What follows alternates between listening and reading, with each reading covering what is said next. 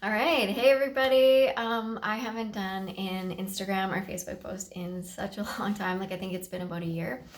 And yeah, I just wanted to kind of share my journey of what has happened to me over the last year. And yeah, last year when COVID hit, I was in Thailand. And for the first month, I was pretty happy to be stuck in Thailand, to be honest. It was beautiful and magical.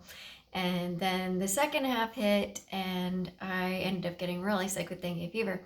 And with dengue fever, the mosquito will bite a person who's infected, and then they come and bite you, and then you get infected with dengue fever.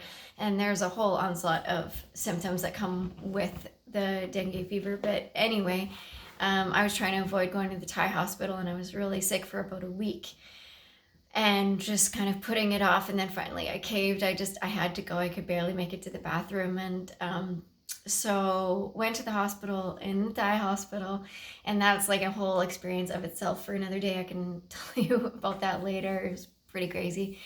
But anyway, with dengue, your platelets drop really, really low. And the concern is that you'll get internal bleeding, because with your platelets, they regenerate new cells, and when they get really low, you stop regenerating new cells. And so yeah, that's the danger, internal bleeding. And so they're testing you daily to see how low your platelets go and everything like that. And one of the symptoms you can get with dengue is this rash. And the rash is actually a good sign. The rash is an indication that you won't get internal bleeding. And I ended up with a rash, thankfully, but it was pretty crazy. I got like purple arms and hands and purple legs and feet, and it was so bad that the doctor said she had never seen it that bad. And they see dengue every day. And yeah, she kept me in the hospital a little bit longer just to monitor it. And it's Thailand. Like, they just sent someone to take photos without consent. There was no conversation or anything like that. Like, I'm just laying there and I'm like so sick and I can't do anything. And they just walk in, and then all of a sudden this woman's like taking photos of my legs. And I'm probably on some internet website somewhere about dengue rash and how bad it can get and stuff. I don't know.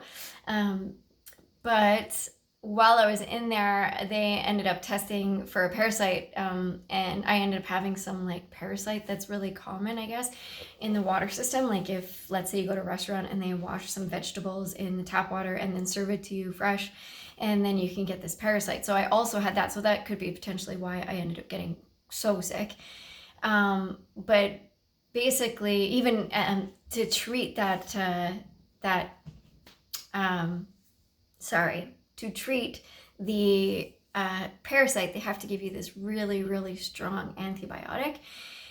And so this antibiotic is like not even approved in Canada. Like, I researched it, and it's pretty crazy strong, and it can cause a whole other set of problems for you. But for me, it just seemed to cause like an allergy to eggs, which is kind of strange. I guess I was eating a lot of eggs while I was taking the antibiotic, and so I ended up with an allergy.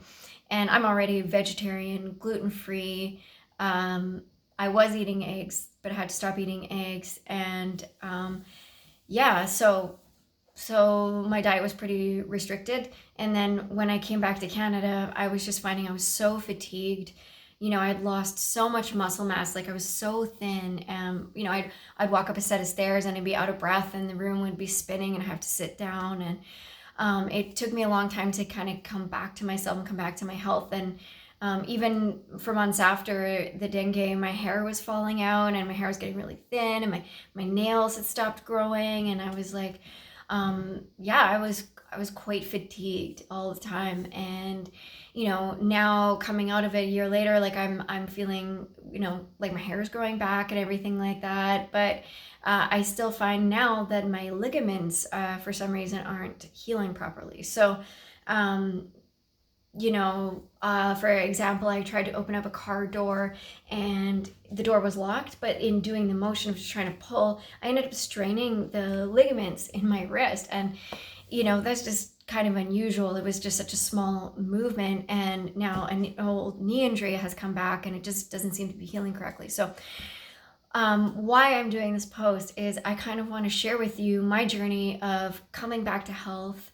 And I'm going to be posting a lot about my diet and what I'm going to be reintroducing and things. And I'm going to be bringing a lot of protein into my diet. I want to add a lot of omega-3 fatty acids into the diet. I want to even potentially add bone broth for like the collagen.